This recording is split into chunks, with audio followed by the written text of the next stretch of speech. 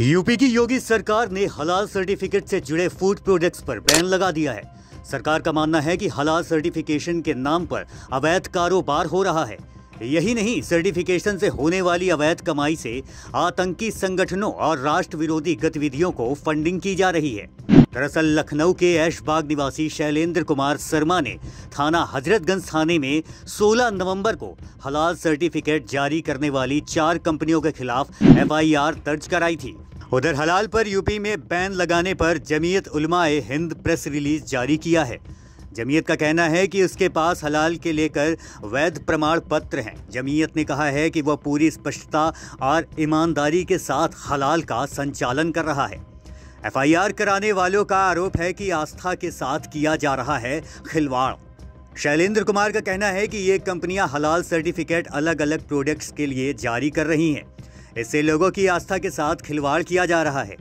UP में हलाल certificate देकर एक धर्म विशेष के ग्राहकों को धर्म के नाम पर कुछ उत्पादों की बिक्री बढ़ाने के लिए आर्थिक फायदा दिया जा रहा है। साबुन टूथपेस्ट के लिए दिया जा रहा है हलाल सर्टिफिकेट। शैलेंद्र कुमार ने कहा कि जिन कंपनियों ने हलाल सर्टिफिकेट हासिल नहीं किया, उनके उत्पादन की बिक्री को घटाने की कोशिश की जा रही है, जो कि आपराधिक कृत्य है। आशंका है कि इस अनुचित फायदे को समाज और राष्ट्र विरोधी तत्वों को पहुंचाया जा रहा है। शैलेंद्र कुमार के मुताबिक शाकाहारी प्रोडक्ट्स जैसे तेल, साबुन, टूथपेस्ट, शहद आदि की बिक्री के लिए भी हलाल सर्टिफिकेट दिया जा रहा है, जबकि शाकाहारी वस्तुओं पर ऐसे किसी सर्टिफिकेट की जरूरत नहीं होती। जाहिर है कि एक समुदाय विशेष और उनके प्रोडक्ट के खिलाफ षड्यंत्र किया जा रहा है। साथ ही एक वर्ग विशेष के जरिए प्रचार प्रसार कराया जा रहा है कि ऐसे उत्पाद का इस्तेमाल ना करें जिसे हलाल प्रमाण पत्र ना दिया गया हो। हलाल सर्टिफिकेट चुनिंदा कंपनियां ही देती हैं। भारत में food safety and standards authority of India certification FSSAI करीब सभी प्रोसेस्ड खाने पर देखा जा सकता है। यह अथॉरिटी भारत में हलाल सर्टिफिकेट नहीं देती। हलाल का मतलब जो वैध हो। हलाल एक अरबी शब्द है जिसका मतलब है जायज, वैध। हलाल बिजनेस कई तरीके से हो सकता है, जैसे खाना, दवाइयाँ, कॉस्मेटिक्स, कपड़े, टूरिज्म, अकाउंटिंग, बैंकिंग, फाइनेंस आदि। क्या बोले all India Muslim personal law board के संस्थापक सदस्य मोहम्मद सुलेमान। कानपुर में all India Muslim personal law board के संस्थापक सदस्य मोहम्मद सुलेमान ने हलाल प्रोडक्ट्स लिखे जाने के मामले में प्रतिक्रिया दी है। उन्होंने कहा है कि सरकार द्वारा इस पर बैन लगाए जाने की खिलाफत की है। सुलेमान ने यह भी कहा है कि देश में प्रोडक्ट में हलाल लिखने पर बैन लगाया गया है, लेकिन निर्यातक करने वालों को लिखे जाने की छूट दी गई है। ऐसे में टेरर फंडिंग की बात की जाए तो प्रोडक्ट को निर्यात करने वाले इसमें फ़ायदा उठा सकते हैं, लेकिन जो चीज़ देश के अंदर बिकती है उनमें हलाल लिखने पर बैन लगाया जाना बेहद गैर जिम्मेदाराना फैसला है। टेरर फंडिंग का जहाँ तक सवाल है तो इस बैन के साथ साथ जो योगी जी की सरकार का आया है कि जो निर्यातक हैं हलाल मीट या हलाल फूड खाद्य सामग्री के जो निर्यातक हैं उनको इससे छूट मिलेगी।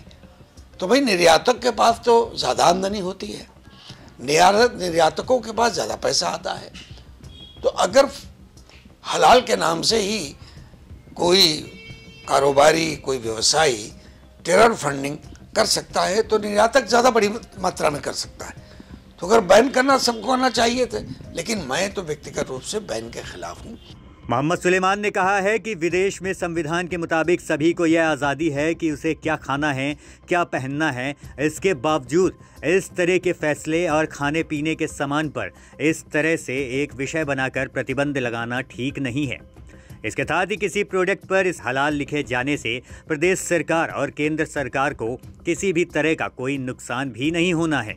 फिर भी इस तरह का प्रोपेगेंडा बनाकर बिना वजह का हलाल लिखे जाने का मुद्दा खड़ा किया गया है। प्रदेश सरकार का ये काम मैं समझता हूँ, पहली बात तो संविधान के विपरीत है।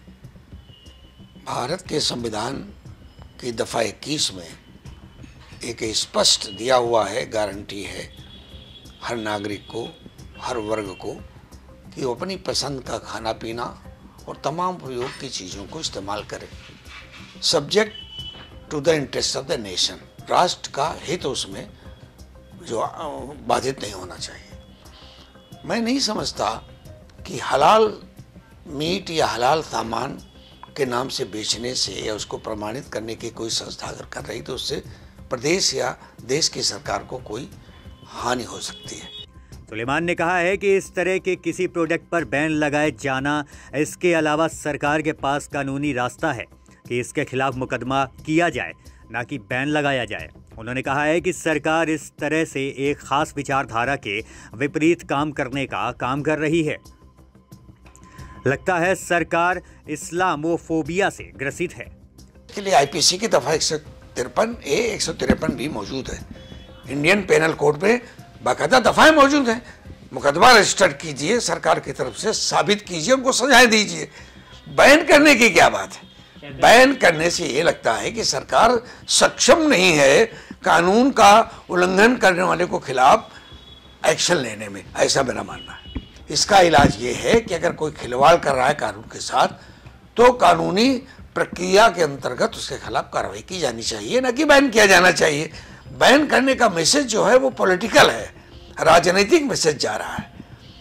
उससे अनावश्यक लोगों को आशंका पैदा हो रही कि ये सरकार जो है हलाल खाद्य सामग्री, हलाल वस्तुओं के इस्तेमाल के खिलाफ है। और मैं स्पष्ट कहूं तो इस्लामोफोबिया से ग्रसित है सरकार। उन्होंने कहा है कि all India Muslim personal law board का लीगल पैनल इस मामले को लेकर चर्चा करेगा, जरूरत पड़ने पर कोर्ट भी जाएगा।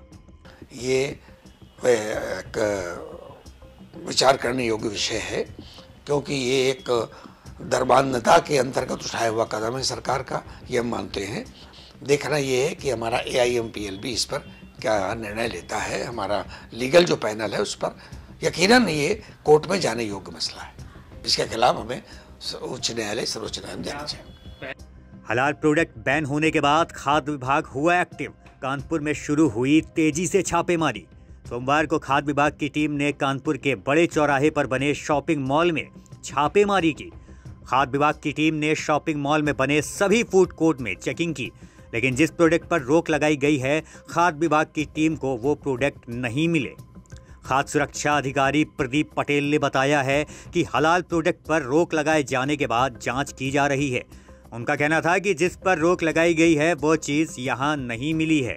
हमारी तो टीम 3 जगहों पर जेड स्क्वायर में देखी है, जहाँ पर हलाल जो है का प्रमाणीकरण जो है लेबल पर अभी तक नहीं मिला है। क्यों हो रहा है इस पर विवाद? दरअसल अप्रैल 2022 में सुप्रीम कोर्ट ने विभोर आनंद की तरफ से दायर याचिका में हलाल प्रमाणीकरण और हलाल उत्पादों पर बैन लगाने की मांग की गई थी। दावा किया गया था कि इन उत्पादों का उपयोग करने वाली 15% आबादी के लिए 85% नागरिकों के मौलिक अधिकारों का उल्लंघन किया जा रहा है। देश विदेश की ऐसी ही तमाम खबरों के लिए देखते रहिए हमारा चैनल डिजिटल न्यूज़ गुरु।